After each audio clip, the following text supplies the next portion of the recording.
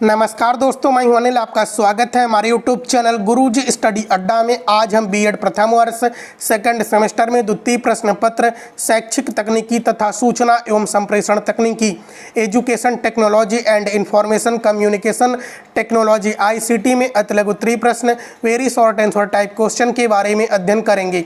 चलिए दोस्तों, हम शुरू करते हैं। आपके सामने है पहला प्रश्न, इंटरनेट क्या है? उत्तर है इंटरनेट आधुनिक संप्रेषण माध्यम की एक ऐसी पद्धति है जो अलग अलग जगहों पर स्थापित कंप्यूटर को टेलीफोन लाइन की सहायता से जोड़ता है तथा संचार करने में लाभदायक होती है। देखिए दोस्तों, इंटरनेट को हिंदी में अंतरजाल कहते हैं। इंटरनेट हमारे पास कैसे पहुँचता है? इंटरनेट डाटा का उत्पादन किया जाता है और यह वायर तारों के माध्यम से नज़दीकी टावर तक पहुँचता है। जो नज़दीकी टावर होता है यह अपने नज़दीकी मोबाइल तक डिस्ट्रीब्यूट करता है।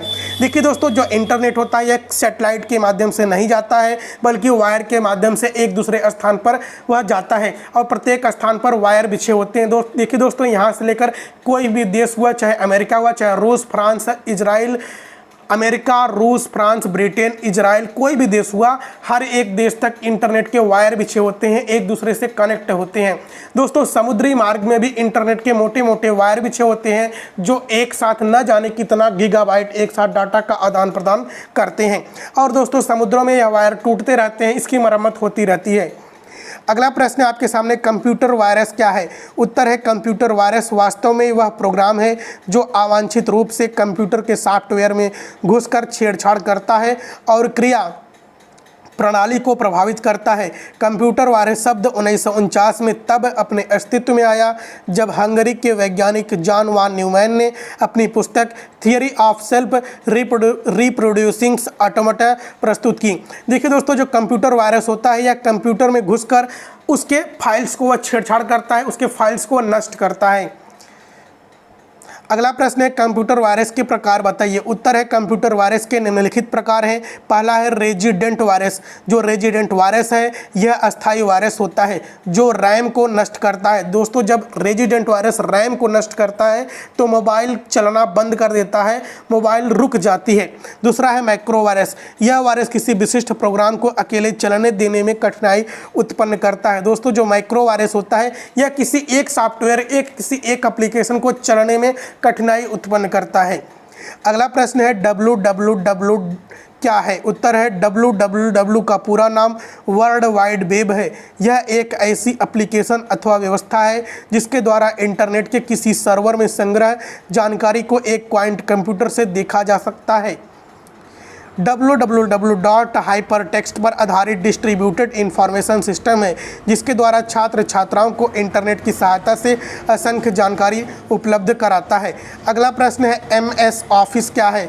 उत्तर है कार्यालय के दिन प्रतिदिन के सामान्य कार्यों को संपादित करने के लिए ही MS ऑफिस अत्यंत उपयोगी एवं महत्वपूर्ण सॉफ्टवेयर है। MS ऑफिस कोई एक प्रोग्राम न होकर कई प्रोग्रामों का एक समूह है।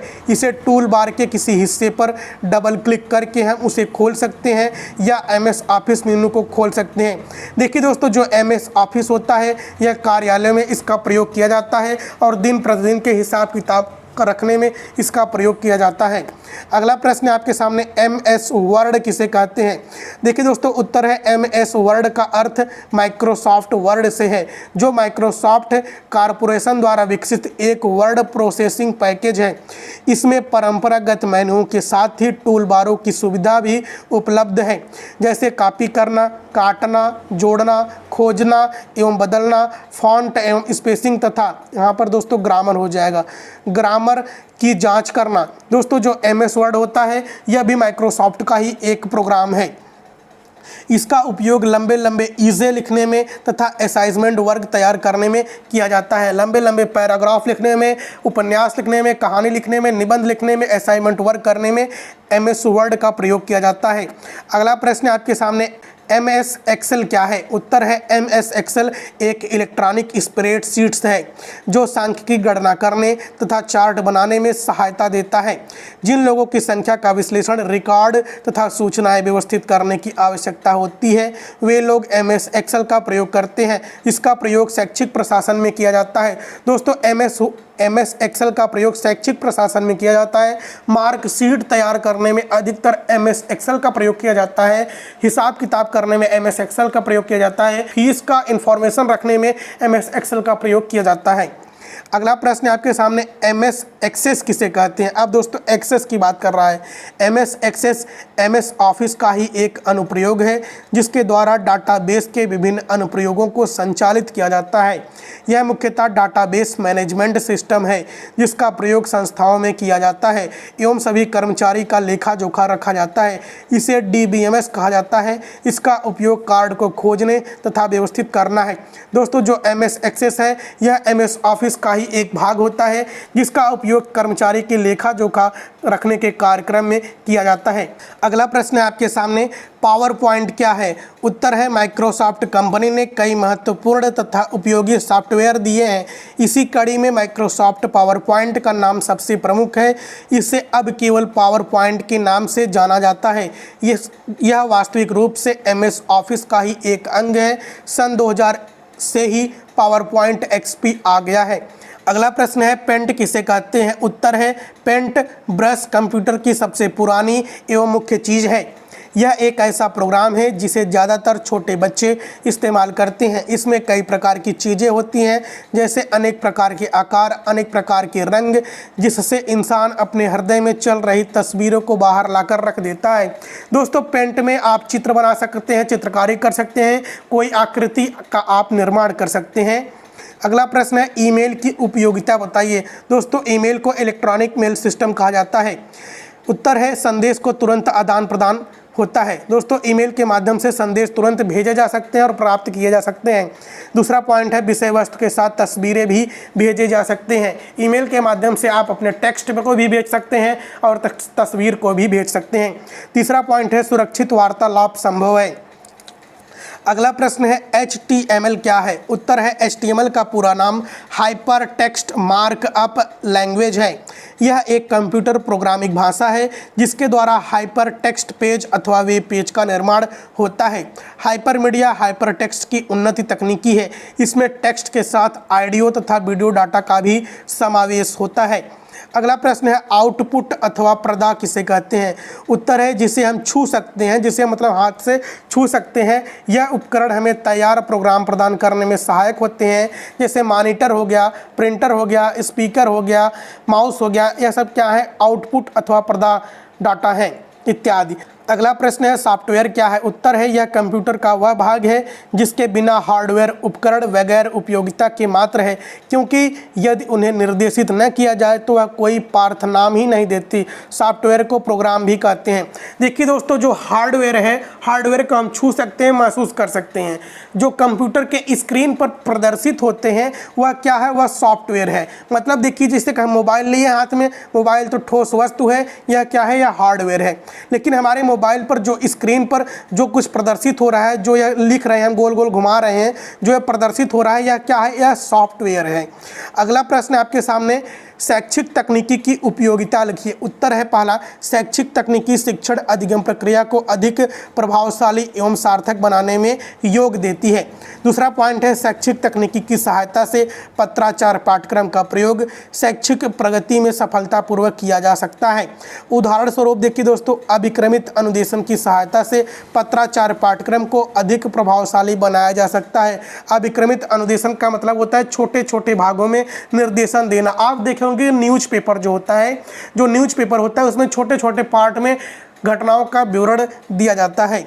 अगला प्रश्न है अभिक्रमित अनुदेशन की व्याख्या कीजिए। उत्तर है फ्रेड स्टेफेल ज्ञान के छोटे छोटे घटकों को तर्क संगत क्रम में व्यवस्थित करने को अनुक्रम तथा इसकी संपूर्ण प्रक्रिया को अभिक्रमित अधिगम कहते हैं। दोस्तों घटनाओं को किसी छोटे छोटे भागों में विभक्त करके जब हम उसका अध्ययन व विश्लेषण करते हैं तो इसे हम अभिक्रमित अनुदेशन कहते हैं। अनुदेशन का मतलब होता है निर्देशन।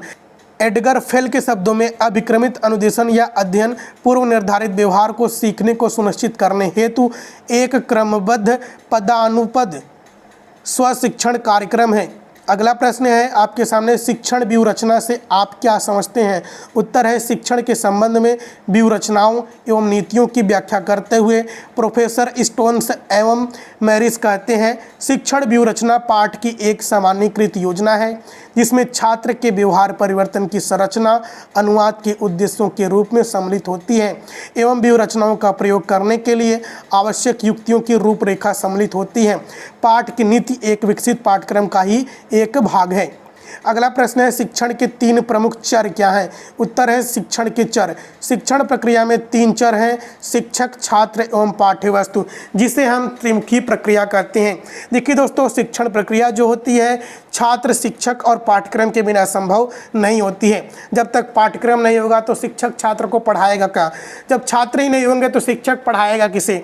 जब शिक्षक है, पाठ्यक्रम है, लेकिन शिक्षक पढ़ाने वाला ही नहीं है तो छात्र पढ़ेगा क्या? इसके लिए छात्र और शिक्षक और पाठ्यवस्तु में एक महत्वपूर्ण अभिन्न अंग होते हैं। यह एक त्रिमुखी प्रक्रिया है। देखिए दोस्तों, सबसे पहले शिक्षक। शिक्षण प्रक्रिया में शिक्षक को स्वतंत्र चर की संज्ञा दी जाती है। शिक्षण व्यवस्था, नियोजन तथा उसका परिचालन शिक्षक द्वारा किया जाता है। दूसरा पॉइंट है छात्र। शिक्षण प्रक्रिया में छात्र को आश्रित चर माना जाता है क्योंकि शिक्षण नियोजन, व्यवस्था तथा प्रस्तुतिकरण के अनुरूप ही क्रियाशील रहना पड़ता है। आश्रित चर का मतलब होता है किसके ऊपर आश्रित?